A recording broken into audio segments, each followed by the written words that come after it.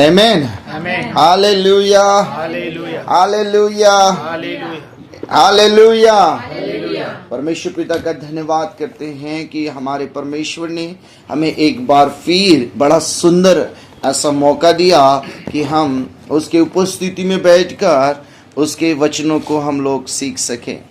जो श्रृंखला हमारी चल रही है वो श्रृंखला हमारे जो है इस पूरे सप्ताह भर की जो है ये श्रृंखला है, जिसमें हम लोग बार बार एक विषय को सीख रहे हैं, कैसे हम अपने आत्मिक जीवन को और अपने परिवार को हम लोग सुरक्षित रख सकते हैं। एक बड़ा ही महत्वपूर्ण विषय है जिसकी तरफ आज प्रभु के लोगों ने जो है ध्यान देना बहुत ही ज्यादा जरूरी हो चुका है। Hallelujah, hallelujah.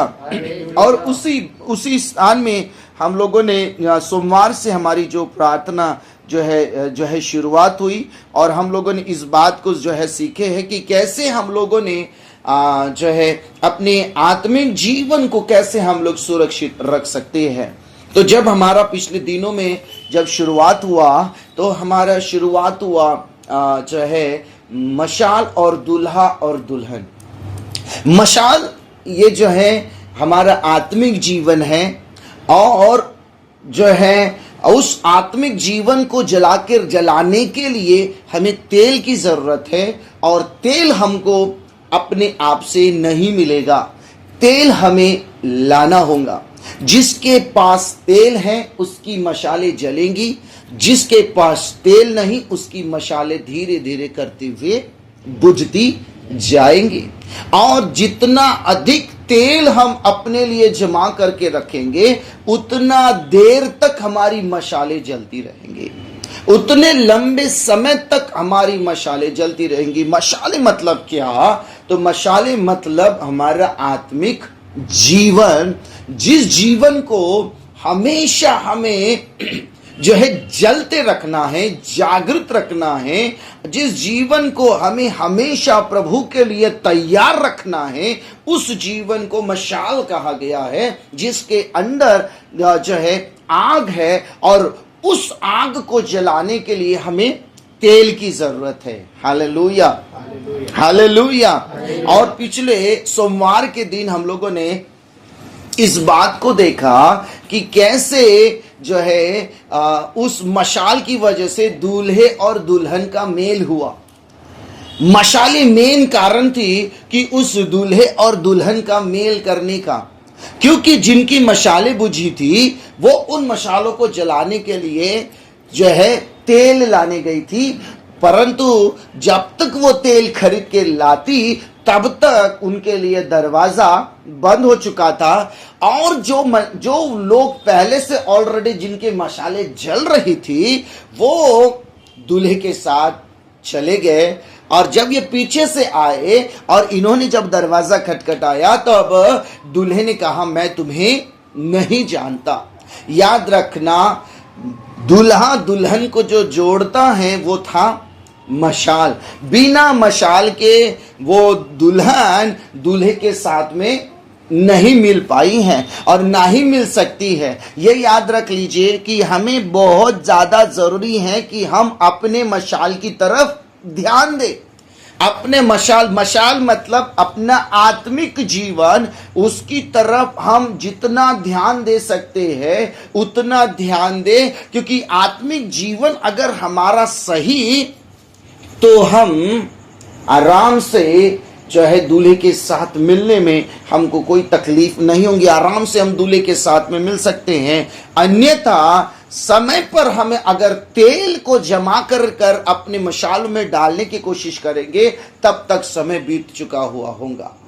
और इसलिए पिछले दिनों में हम लोगों ने देखा कि कहां से हम तेल ला सकते हैं। तेल लाने का काम ये किसी का नहीं है, यानी कि परमेश्वर हमें सीधा तेल नहीं देगा और ना ही परमेश्वर, ना ही जो है स्वर्गदूत, ना ही जो है प्रभु यीशु मसीह और ना ही पवित्र आत्मा हमें सीधा तेल नहीं देगा। तो तेल लाने की जिम्मेदारी मेरी है, तो मुझे तेल लाना होगा। वहां लिखा है वो तेल लाने के लिए गई। मतलब ये कि मुझे मेरे आत्मिक जीवन को बना के रखना है तो मुझे शारीरिक रूप से परिश्रम करना होगा। शारीरिक रूप से जब मैं परिश्रम करूंगा तो मेरा आत्मिक जीवन मजबूत होगा, और जब मेरा आत्मिक जीवन मजबूत होगा, याद रखना, जब मेरा आत्मिक जीवन जब मजबूत होगा तो मेरा शारीरिक जीवन धक्का नहीं लगने देगा आत्मिक जीवन। आमीन, हालेलुया।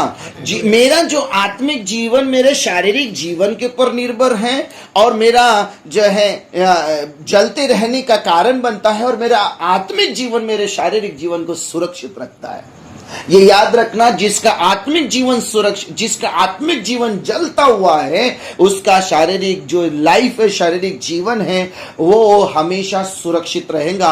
अन्यथा उसके लाइफ में, अन्यथा उसके जीवन के अंदर में जो है, अगर आत्मिक जीवन ही नहीं जल रहा है तो शारीरिक जीवन धोखे में है, शारीरिक जीवन बड़ी मुसीबत में है, शारीरिक जीवन बहुत बड़ी बुरी परिस्थिति का सामना कर सकता है। इसलिए बहुत जरूरी है कि हमें अपने आत्मिक जीवन की तरफ ध्यान देना है, और अगर हमारा आत्मिक जीवन मजबूत तो हमारा शारीरिक जीवन सुरक्षित। परंतु आत्मिक जीवन को सुरक्षित रखना है तो हमें तेल लेने जाना पड़ेगा, यानी कि शारीरिक रूप से हमें तेल की जरूरत पड़ेगी।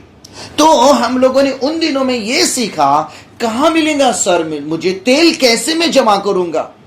वहां लिखा है, उन कुंवारियों ने अपने कुप्पी में तेल जमा करके रखा था, जो उनको उचित समय में काम आया, योग्य समय में काम आया, जो उनके जरूरत के समय में काम आया, या फिर मैं कहूंगा उनके अच्छे समय में काम आया। बुरा समय नहीं था वो। दूल्हे से मुलाकात ये बुरा समय नहीं है, दूल्हे से मुलाकात अच्छा समय है। और वो अच्छा समय कब आया, जब उनके कुप्पी में तेल जमा था। उन्होंने अपने पास जितना तेल जमा करके रखा था, उस तेल से जो है वो अपनी मशाले जैसी दुलाया, उसको तुरंत ठीक करने लगे, उनको और तेज करने लगे, उनको और भड़काने, उनको और धतकाने लगे, ताकि जब दुल्हाए तो हमारी मुलाकात उसके साथ में हो सके। तो पिछले दिनों में हम लोगों ने इस बात को देखा कि तेल कहां कहां से हम लोग ला सकते हैं। तो सबसे पहला जो स्थान है जहां से हमें तेल अपनी आत्मिक जीवन को जला के रखने के लिए मिलेगा, तो वो स्थान है हमारी प्रार्थनाएं। हम जितना अधिक प्रार्थना में समय बिताएंगे, हम प्रार्थनाएं करेंगे, हम अपने लिए, अपने परिवार के साथ में हम जितना प्रार्थना करेंगे, उतना ज्यादा हम अपने लिए तेल जमा करेंगे, और वो तेल हमारे अंदर स्टोर रहेगा। और जितना ज्यादा तेल स्टोर रहेगा, वो तेल उतना ज्यादा हम अपने आत्मिक जीवन को दे सकेंगे, और अपने आत्मिक जीवन को जितना तेल देंगे, उतना हमारा आत्मिक जीवन धधकता रहेगा। और आत्मिक जीवन अगर धधकता है तो मेरा शारीरिक जीवन सुरक्षित रहेगा। दूसरा, हमें कहां से मिल सकता है ये आत्मिक जो है तेल, तो वो हमें मिलता है जो है वचन के द्वारा।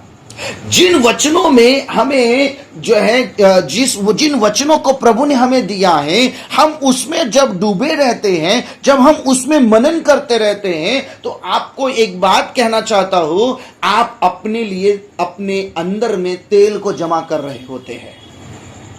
हम अपने लिए अपने अंदर में तेल जमा कर रहे होते हैं, जिनको आज भी लोग नहीं समझते कि क्या मिलेगा सर बाइबल पढ़ के, क्या मिलेगा बाइबल पढ़ के, क्या मिलेगा प्रार्थना करके, क्या मिलेगा वचनों को पढ़ के। तो सर, वचनों को पढ़ के आप अपने लिए तेल जमा करोगे, और वो तेल आपको आपकी मशाले जलाकर रखने के लिए काम में आएगा। और तीसरा जो था जहां से हमें तेल मिलेगा, वो जो जगह है वो है फेलोशिप करना। फेलोशिप ये एक ऐसी जगह होती है जहां से हमें तेल मिलता है। तेल मिलता है यानी कि संगति करना। संगति एक वो स्थान है जहां से हम अपने लिए तेल को जमा कर सकते हैं। फेलोशिप करना, जिसको लोग बहुत हल्के में लेते हैं, जिसको लोग बहुत सहज लेते हैं कि क्या मिलेगा यार उतने दूर जाकर, क्या मिलेगा इतना पैसा खर्च करके, क्या मिलेगा उतने जो है उस स्थान में, जो है उस फेलोशिप में जाकर, क्या मिलेगा उस हाउस मीटिंग में जाकर, क्या मिलेगा जो है चर्च में कलीसिया के साथ जो है चर्च को अटेंड करके। सर, मैं आपको सच कह रहा हूं कि आप इस बात को समझने की कोशिश करेंगे क्या मिलेगा। नहीं सर, आप अपने लिए तेल जमा कर रहे हैं, आप अपने लिए तेल जमा करें। आप जितना भागोगे, आप फेलोशिप से जितना भागोगे, ये याद रखना कि आप अपने लिए तेल की कमी कर रहे हो। और अपने लिए अगर आपका तेल कम हो गया तो आप, गारंटी है, आप मशाले जला नहीं पाओगे। मशाले जलाने के लिए आपको तेल की जरूरत है, और तेल के लिए प्रार्थना की जरूरत है, तेल के लिए जो है वचनों की जरूरत है, और तेल के लिए संगति की जरूरत है। संगति के बगैर हम तेल नहीं प्राप्त करते, क्योंकि संगति वो स्थान है जहां पर आराधना होती है। संगति वो स्थान है जहां पर लोग एक दूसरे को अपनी गवाही के द्वारा उत्साहित प्रोत्साहित करते हैं, और यही हमारे जीवन के लिए तेल का काम करता है। आमीन, हालेलुया। हमारे जीवन के लिए तेल का सा काम करता है, और वो तेल हमारे आत्मिक जीवन को जलाकर रखने के लिए बहुत बहुत जरूरी है, जिससे लोग अधिक भागते हैं, जिससे लोग अधिक कतराते हैं। वो पैसों की तरफ देखते हैं, वो सारी चीजों की तरफ देखते हैं, और जो है समय की तरफ देखते हैं, परंतु उन्हें यह नहीं पता कि मुझे तेल मिलने वाला है, जिसका मुझे ही फायदा होने वाला है, जिसका मुझे नुकसान नहीं होगा। क्या मिला मुझे वहां जाकर? तो अगर आपके पास में ये प्रश्न होगा तो फेलोशिप में आकर आपने अपने लिए तेल जमा किया, वो तेल जो आपकी आत्मिक जीवन को जलाकर रखेगा। और चौथा जो है वो है पवित्र आत्मा के साथ संगति, जिसको आज लोगों ने डिनाई करके रख दिया है, जिसको आज लोगों ने समझा ही नहीं है कि पवित्र आत्मा के साथ मुझे घनिष्ठ संबंध में आना होगा। पवित्र आत्मा के साथ में मुझे एक घनिष्ठ फेलोशिप में आना होगा, एक गहरे रिश्ते में आना होगा। जैसे हम पति पत्नी गहरे रिश्ते में हैं, जैसे बच्चे और माता पिता गहरे रिश्ते में हैं, उसी प्रकार से एक आत्मिक व्यक्ति अपने आत्मिक जीवन को जलाकर रखने के लिए पवित्र आत्मा के साथ में संगति करना और उनके साथ में संबंध को बना कर रखना बहुत जरूरी है। वेरी वेरी बहुत बहुत इंपॉर्टेंट है, बहुत बहुत जरूरी है। ये चीज है जिसको लोगों ने आज डिनाई कर दिया है, जिसको लोगों ने आज जो है छोड़ दिया है, जिसको जिस तरफ लोगों ने ध्यान ही नहीं दिया। क्योंकि बाइबल में लिखा है पवित्र आत्मा हमारे सहकर्मी है, पवित्र आत्मा हमारे लिए सहकर्मी है, पवित्र आत्मा हमारे लिए जो है मददगार है, जिसे परमेश्वर ने भेजा, और जिसके साथ हमें फेलोशिप रखना, संगति रखना, घनिष्ठ संबंध बनाना बहुत जरूरी है। ये चार वो स्थान है जहां से हमें क्या मिलेगा? क्या मिलेगा? तेल मिलेगा। किस लिए तेल चाहिए सर? मशाले जलाने के लिए। मशाले मतलब क्या है सर? तो मशाले मतलब है मेरा आत्मिक जीवन। मशाले जलती रही जिन 5 लोगों की मशाले, वो 5 लोग दूल्हे के साथ गए, वो 5 लोग दूल्हे के साथ मिल पाए, वो 5 लोग दूल्हे के साथ में रह पाए, वो 5 लोग दूल्हे के साथ में चले गए। परंतु जो 5 लोग जिनके मशाले नहीं जल रही थी, उन्होंने कहा हमें तेल दे दो, हमें तेल दे दो। परंतु उन्होंने कहा हमारे लिए और तुम्हारे लिए पर्याप्त नहीं है, तुम जाओ और अपने लिए लेकर आओ। याद रखना ये बहुत जरूरी है कि हम अपनी आत्मिक मशाले जलाकर रखने के लिए तेल को ढूंढे। कहां से मिल सकता है सर? और तेल को ढूंढते समय कभी ये याद नहीं रखना कि मैं क्या खो रहा हूं, ये याद नहीं रखना कि मैं क्या खो रहा हूं, ये याद रखना कि मुझे वहां से तेल मिलेगा, मुझे फेलोशिप से तेल मिलेगा। मेरे जो है घर में मैं मेरे परिवार के साथ प्रार्थना करूंगा, प्रभु के जो है उपस्थिति में। प्रार्थना मतलब प्रभु के उपस्थिति में बैठना, प्रभु से बातचीत करना, वहां से तेल लेना है मुझे। आप जितना तेल अपने लिए जमा करोगे उतना ज्यादा आप अपने लिए जो है, मान लो आप एक सुरक्षा जो है तैयार कर रहे हैं। हालेलुया। और फिर हम लोगों ने उसके बाद हम आगे बढ़े और हम लोगों ने ये देखा कि तेल जो है वो तेल हम जमा ना कर सके, और क्योंकि शैतान को पता है वो आपके आत्मिक जीवन पर डायरेक्ट अटैक नहीं करेगा। वो क्या करेगा, वो तेल जमा ना करे ऐसे प्रयोजन को करेगा आप तेल को जमा ना कर सके। और वो क्या प्रयास करेगा, आपको प्रेयर करने से रोकने की कोशिश करेगा, आपको जो है वचनों को बाइबल पढ़ने से आपको रोकने की कोशिश करेगा, आपको जो है फेलोशिप संगति में बैठने उठने से आपको रोकने की कोशिश करेगा। क्यों? क्योंकि उसको पता है आत्मिक जीवन पर डायरेक्ट हमला करने से ये लोग मुझे नाश करेंगे, परंतु अगर मैं इनको इन चीजें करने से रोकूंगा तो इनके पास तेल ही नहीं रहेगा, और अगर तेल ही नहीं रहेगा तो मशाले जलेंगी नहीं। आप देखना बहुत लॉजिकली और बहुत क्या कहते हैं उसको, चतुराई से वो हमारे साथ खेलने की कोशिश करता है। इनको रोको प्रार्थना करने से, इनको रोको वचन पढ़ने से, इनको रोको संगति करने से, इनको रोको पवित्र आत्मा के साथ घनिष्ठ संबंध करने से।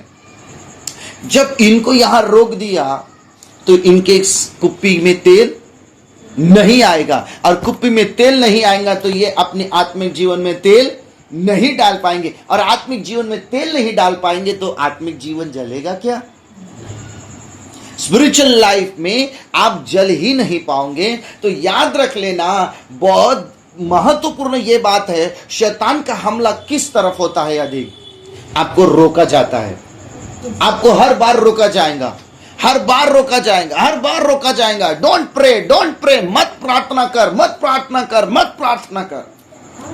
आपको आलसी बना देगा या फिर आपको व्यस्त कर देगा, दोनों में से एक चीज तो करेगा ताकि वो प्रार्थना ना कर सके। एक तो आलसी कर देगा या तो व्यस्त कर देगा कि आप प्रार्थना ना कर सके। एक तो आलसी कर देगा या तो व्यस्त कर देगा कि आप बाइबल ना पढ़ सके। एक तो आलसी कर देगा या तो व्यस्त कर देगा कि आप जो है फेलोशिप में ना जा पाए, क्योंकि उसको पता है कि इनको अगर मैंने किसी और चीज की तरफ इनका व्यस्त करना, मतलब दूसरी चीज की तरफ इनका मन जो है डाइवर्ट करना, मैं जब दूसरी तरफ इनका मन डाइवर्ट करूंगा ये फेलोशिप नहीं जाएंगे, ये प्रार्थना नहीं करेंगे, ये संगति नहीं करेंगे, और ये कई प्रकार की चीजें जिसके द्वारा इनको तेल मिल सकता है ये कर ही नहीं पाएंगे। और जब ये करेंगे नहीं तो तेल मिलेगा नहीं, और तेल मिलेगा नहीं तो मशाले जलेंगे नहीं। और मशाले मतलब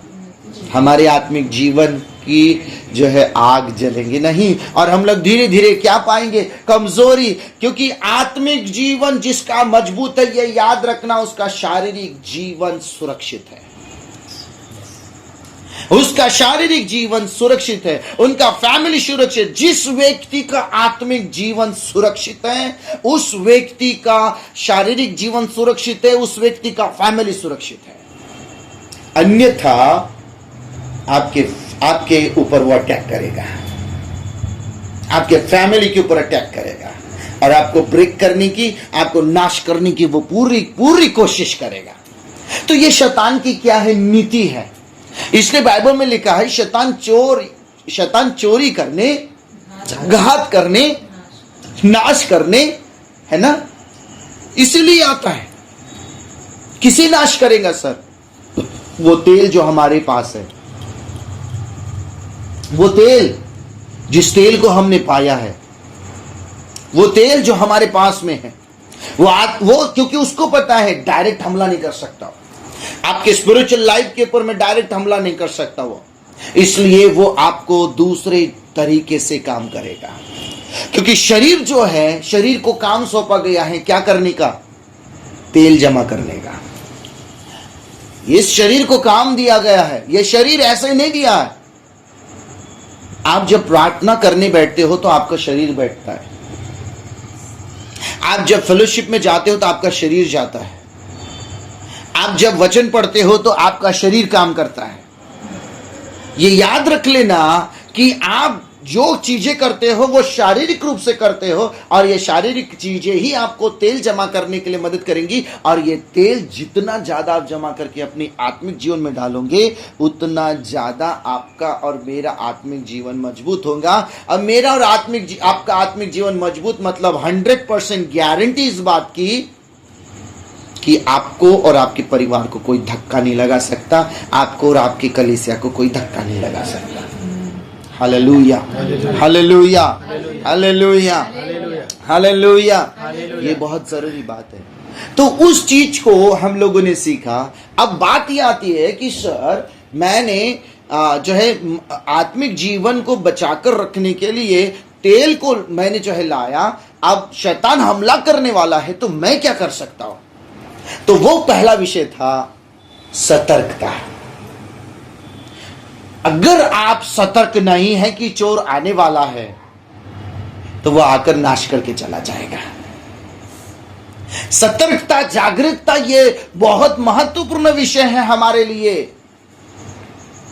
एक जागरूक, एक सतर्क व्यक्ति अपने जो है आने वाली उस परिस्थिति को भांप लेता है और सतर्क होकर अपने जितना सुरक्षित कर सकता है उतना सुरक्षित वो करेगा अपने आप को। सतर्कता बहुत जरूरी है, ये याद रखना। जिस सतर्कता को आज लोगों ने मानो ऐसे ही छोड़ दिया है, सतर्कता बहुत जरूरी है। इसलिए हम लोगों ने जो है पत्रस की पुस्तक में पहले पत्रस 5 के अध्याय में और 8वें जो है वचन में लिखा है, 7वें और 8वें वचन में सतर्क और जागृत और सचेत रहो। जागृत और सचेत रहो, यह पहला विषय था जो हम लोगों ने उस समय में जो है हम लोगों ने सीखा। उस समय हम लोगों ने सीखा कि सचेत रहो, सतर्क रहो। आज कई लोग ऐसे हैं जो अपने स्पिरिचुअल लाइफ के विषय में सतर्क नहीं है, जागृत नहीं है। शैतान हमला करने पर है और हम लोग जागते हुए नहीं हैं। प्रभु यीशु मसीह ने भी कहा जागते रहो और फिर कहा प्रार्थना करो कि तुम परीक्षाओं में ना पड़ो। तो सतर्कता ये बहुत जरूरी विषय है और जिसे आज कई मसीही भाई बहनों ने समझा नहीं है। सोए हुए हैं, जागे हुए नहीं है। जागे हुए लोग, सचेत लोग अलग ही होते हैं। और दूसरा जो हमारा विषय जो था वो ये था, बलवंत बनो। क्या करो? बलवंत बनो, जिसे हम लोगों ने मत्ती रचित सुसमाचार उसके 12वें अध्याय के शायद 27 से 29 वचन को जब हम लोगों ने पढ़े तो वहां पर लिखा हुआ है कि मनुष्य क्यों कर किसी बलवंत के घर में घुसकर उसको लूट सकता है। Hallelujah, hallelujah. बलवंत आप बनते हैं, आप सतर्क हैं, आप सतर्क जरूर है, परंतु आपके पास ताकत ही नहीं है। सतर्क तो है पर ताकतवर नहीं है। सतर्क तो है पर ताकतवर नहीं है, तो कोई मतलब नहीं है सर। आपको अपनी ताकत बढ़ाना होगा। इफिसियों की पुस्तक में लिखा हुआ है 6वें अध्याय के 10वें वचन में ऐसा लिखा हुआ है कि अपने शक्ति में बलवंत होते जाओ। कैसे बलवंत होंगे सर? आपको पता है वो जो शैतान है वो अस्त्र और शस्त्र को लेकर आ रहा है, तो आप खाली हाथ नहीं लड़ सकते। आपको भी शस्त्र और अस्त्र को धारण करना होगा। याद रखना, बलवंत होना होगा। क्या होना होगा? बलवंत होना होगा। यस, मुझे बलवंत होना है। जिसका स्पिरिचुअल लाइफ बलवंत है वो हार नहीं सकता। और उसका एक बहुत सुंदर उदाहरण दानियल है। वो हार नहीं सकता। उसका स्पिरिचुअल लाइफ इतना स्ट्रांग था, जब वो प्रार्थना करता था तो उसे कितनी भी रोकने की कोशिश करने वाले लोगों ने की, पर वो उसे रोक नहीं पाए। उसका प्रार्थना कंटिन्यू चलता रहा। उसका प्रार्थना कंटिन्यू चलता रहा। ये याद रखना कि उसकी प्रार्थनाएं जो बंद नहीं हुई, ये उसका स्पिरिचुअल स्ट्रांगनेस के ऊपर में जाता है। वो आत्मिक रूप से स्ट्रांग था, इसलिए उसका शारीरिक जो जीवन सुरक्षित हुआ। शेर भी उसे कुछ कर नहीं पाए, शेर भी उसे कुछ कर नहीं पाए। कैसे करेंगे सर? क्योंकि वो स्पिरिचुअली इतना स्ट्रांग था, इतना मजबूत था कि भूखे शेरों के पास में डालने के बाद में भी वो भूखे शेर उसको कुछ कर नहीं पाएंगे। याद रखना, स्पिरिचुअली स्ट्रांग होना बहुत जरूरी है। अक्सर हम लोग दाऊद का और गोलियात का जिक्र करते हैं। अगर हम बलवंत की बात करते हैं तो हम लोग दाऊद और गोलियात के बीच में अगर फर्क देखते हैं तो गोलियात बहुत बलवंत है और दाऊद उसके सामने कुछ भी नहीं है। परंतु हम फिर भी देखते हैं कि एक कमजोर ने इतने बड़े बलशाली व्यक्ति को मारा। नहीं नहीं नहीं नहीं, आप गलत सोचते हैं, आप गलत सोचते हैं। दाऊद उससे कहीं ज्यादा, गोलियात से कहीं ज्यादा बलवंत था, क्योंकि वो स्पिरिचुअली स्ट्रांग था। आत्मिक रूप से दाऊद बहुत ज्यादा स्ट्रांग था, इसी कारण से वो उस गोलियात को मार सका, क्योंकि वो गोलियात स्पिरिचुअली स्ट्रांग नहीं था। वो स्ट्रांग नहीं था, वो इतना बलवंत नहीं था, इतना मजबूत नहीं था, इतना बलशाली नहीं था। ये किस भरोसे इसने उसको मार दिया? तो अपने आत्मा के बलवंत होने के भरोसे उसने आराम से गोलियात को डिफीट कर दिया, मार दिया उसको, हरा दिया उसको। हालेलुया। इसलिए ये याद रखना, जिसका लाइफ बलवंत है, जिसका लाइफ बलवंत है और वो सतर्क है, शैतान दूर से ही भाग जाएगा। शैतान आपके ऊपर में चाहे कितने भी हमले करे, आपके परिवार में चाहे कितने भी हमले करे, वो करके कामयाब नहीं होगा, सफल नहीं होगा, एक भी पूरा नहीं होगा उसमें से। क्यों सर? क्योंकि उसको पता है मैं जिससे लड़ने जा रहा हूं वो मुझसे कहीं ज्यादा शक्तिशाली है, शक्तिशाली है। मैं जिसको हराने जा रहा हूं वो कहीं ज्यादा शक्तिशाली है, इसलिए वो आपका सामना कर नहीं पाएगा, इसलिए आपका सामना नहीं कर पाएगा। और आज इस शाम हम लोग एक तीसरा विषय भी छुएंगे, और वो है तीसरा विषय, बुद्धिमान बनो। क्या करो? बुद्धिमान बनो। ये तीसरा जो है आज का विषय है। एक आत्मिक व्यक्ति, एक स्पिरिचुअल व्यक्ति बुद्धिमानी से चलता है। कैसे चलता है?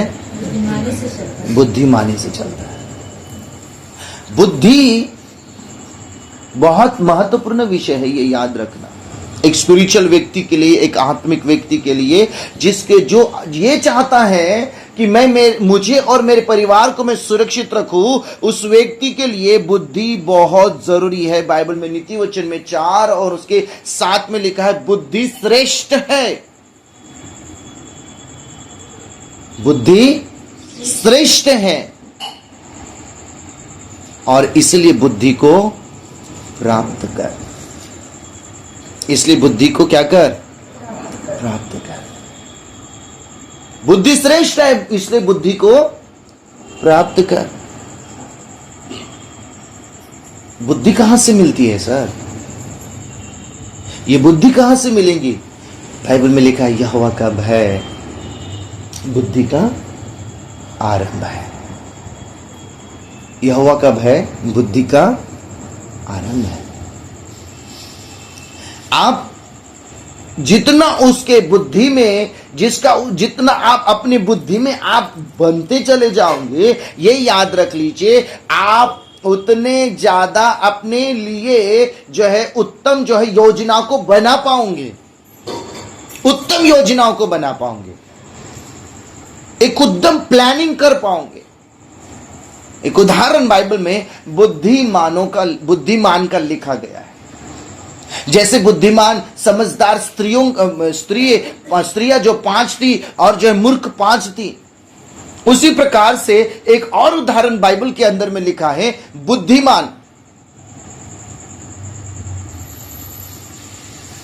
वो वचन जो है इस प्रकार से लिखा है कि जो मेरा वचन सुनता है वो उस बुद्धिमान पुरुष के समान है जिसने अपने घर को चट्टान पर बनाया है। घर घर घर स्पिरिचुअल लाइफ, अपना घर सुरक्षित रखने के लिए हमें जरूरत किस बात की है? बुद्धिमान बनने की। किस बात की है? बुद्धिमान बनने की जरूरत है। हम जितना ज्यादा बुद्धिमान बनेंगे, हम जितना ज्यादा बुद्धि से चलेंगे, वहां लिखा है, वचन स्पष्ट कहता है, वचन को सुनने वाले, जो प्रभु का वचन सुनता है और उसे मानता है और उसके पर चलता है, वो उस बुद्धिमान मनुष्य के समान है जिसने अपने घर को कहां बनाया? चट्टान पर बनाया। मत्ती रचित सुसमाचार 7वें अध्याय में ही मिलता है ये। जिसने अपने घर को चट्टान पर बनाया, फिर उसके बाद क्या हुआ? आंधी आई, तूफान आया, लहरें उठी, बाढ़ आई, परंतु बुद्धिमान का घर बना रहा। यही बहुत जरूरी विषय है जिसकी तरफ परमेश्वर के लोगों ने जो है आत्मिक लोगों ने ध्यान देना है। हम बुद्धिमान कैसे बन सकते हैं? हमें बुद्धिमान बनना होगा। बुद्धिमानी से हर एक जो है काम करने होंगे, क्योंकि बुद्धिमान व्यक्ति ही अपने घर को सुरक्षित रखने का जो है एक महत्वपूर्ण निर्णय ले सकता है। बुद्धिमानी से करना, मैं जो करता हूं वो बुद्धिमानी से करना, मैं घर बना रहा हूं बुद्धिमानी से करना, मैं मेरा स्पिरिचुअल लाइफ, मेरा घर, मेरा फैमिली, मैं जिसको सुरक्षित रख रहा हूं, तो वो कैसे? बुद्धिमानी से। कैसे? एक वचन पढ़ेंगे हम लोग, नीति वचन 22 अध्याय और 3 वचन। क्या होता है?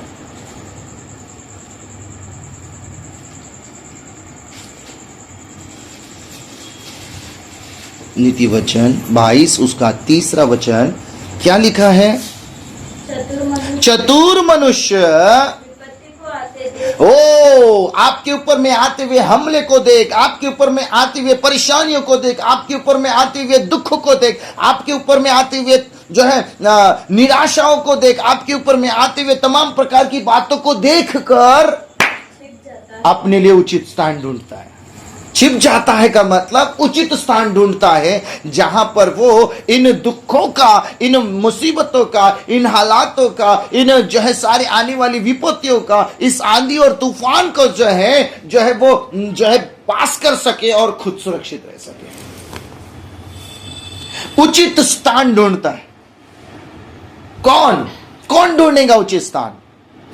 बुद्धिमान ढूंढेगा। और अगर आज मसीह लोग बुद्धिमान नहीं बनेंगे तो वो अपने लिए योग्य स्थान नहीं ढूंढ पाएंगे, अपने लिए बचाव का स्थान ढूंढ नहीं पाएंगे, और अपने लिए जो है मजबूत स्थान ढूंढ नहीं पाएंगे, अपने लिए शरण स्थान ढूंढ नहीं पाएंगे। और फिर क्या होगा? आएंगी बाढ़ें, टकरे मारेंगी और नाश कर देंगे। इसलिए याद रखना, बुद्धिमान विषय का महत्वपूर्ण निर्णय क्या होगा कि नहीं बाबा, यहां मैंने उसके ऊपर कैसे हमला करना है? चतुराई के साथ, बुद्धिमानी के साथ मैंने क्या करना है? हमला करना है। मैंने शैतान के ऊपर में हमला करना है। कैसे सर? बुद्धिमानी के साथ। मैंने उसका सामना करना है। कैसे सर? बुद्धिमानी के साथ। मैंने उसके तीरों को जो है अपने ऊपर में सफल नहीं होने देना है। कैसे? बुद्धिमानी के साथ। मैं अपने घर को जो है मजबूत कैसे बना सकता हूं? बुद्धिमानी के साथ। क्योंकि बाइबल में लिखा है, यदि हमको बुद्धि की जरूरत है तो कहाँ मिलेंगी बुद्धि? परमेश्वर के पास। प्रभु ने कहा यदि तुम्हें बुद्धि चाहिए याकूब की पुस्तक में, तो कहाँ मिलेंगी? परमेश्वर से मांगो। अगर बुद्धि नहीं है तो परमेश्वर से मांगो, परमेश्वर से मांगो, परमेश्वर से मांगो। क्योंकि बुद्धिमान व्यक्ति अपने परिवार को बचाता है। बुद्धिमान व्यक्ति कहता है नहीं नहीं नहीं, मैं अपने परिवार को बचाऊंगा। आप में से कितने लोगों को यूसुफ पता है? यूसुफ, बाइबल का यूसुफ, उसने उसको अगर बुद्धि नहीं मिली होती, उसको अगर बुद्धि नहीं मिली होती, वो चतुराई से नहीं चलता, तो क्या करता? अनाज को स्टोर कर पाता? अनाज को जमा कर पाता? नहीं। और अनाज को अगर जमा नहीं कर पाता तो क्या वो पूरे देश को और क्या वो अपने परिवार को बचा पाता? क्या वो खुद को बचा पाता? नहीं बचा पाता। बुद्धिमानी का एक बहुत बड़ा उदाहरण है यूसुफ। लिखा है तेरे समान ऐसा कौन है जिसके अंदर में बुद्धि की आत्मा है? यूसुफ के अंदर में था, तो ही सबसे बुद्धिमान हमें नजर आ रहा है। और इसलिए उसने बुद्धिमानी से निर्णय लिया, क्या? नहीं, बचाना है हमें, बचाना है हमें, बचाना है हमें, हमें बचाना है। और बहुत सुंदर निर्णय लेकर उसने अपने आप को और अपने परिवार को बचा लिया। तो कौन बचाएगा अपने परिवार को? कौन बचाएगा अपने आप को? बुद्धिमान। जो बुद्धिमान अपने आप को जो है बुद्धिमान समझता है, वो व्यक्ति अपने आप को 100% बचाएगा। वो लालच, प्रलोभन, इससे सारी चीजों से दूर रहेगा। वो सही निर्णय बुद्धिमानी से ले पाएगा, सही स्थान को वो अपने लिए ढूंढ पाएगा, सावधानी से चल पाएगा। क्योंकि बाइबल में लिखा है इफिसियों की पुस्तक में, निर्बुद्धियों की नाई नहीं परंतु बुद्धिमानों की नाई सावधानी से चलो। आमीन, हालेलुया, हालेलुया, हालेलुया। बहुत जरूरी है कि हम इन बातों को समझे। ये आज का तीसरा विषय था जिसको हम लोगों ने, इस बात को समझना बहुत जरूरी है कि हमें बुद्धिमानी से चलना होगा, जिस तरीके से यहोशू ने अपने और अपने पूरे परिवार को बचा लिया। क्योंकि उस समय उसका परिवार सिर्फ उसके भाई बहन नहीं थे, उस समय उसका परिवार पूरा मिस्र देश था, पूरा मिस्र देश था। पूरे मिस्र देश को उसने बचाया है, पूरे मिस्र देश को उसने बचाया है। बहुत जरूरी था कि हम इस बात को समझे कि उसके लिए जरूरी क्या था। उसके लिए जरूरी था कि वो बुद्धिमानी से निर्णय ले और बचा ले। यहोशू का भी एक उदाहरण बहुत अच्छा है। यहोशू ने कहा मैंने चुन लिया है। क्या चुना है? परमेश्वर की सेवा करना। मैंने और मेरे परिवार ने चुन लिया है परमेश्वर की सेवा करना। आइए इस समय हम प्रार्थना करें।